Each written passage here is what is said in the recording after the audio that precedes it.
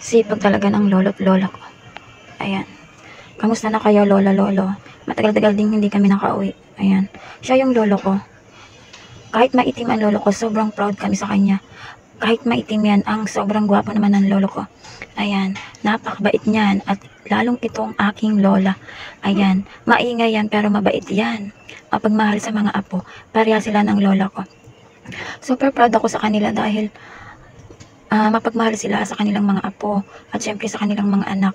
Ayan guys, at ito nga palang tita ko. Ayan, flex ko na rin yung tita ko na maaasahan yan pagdating sa ganyang hatiran. Ayan, susurprisahin niya ang lola at lolo ko.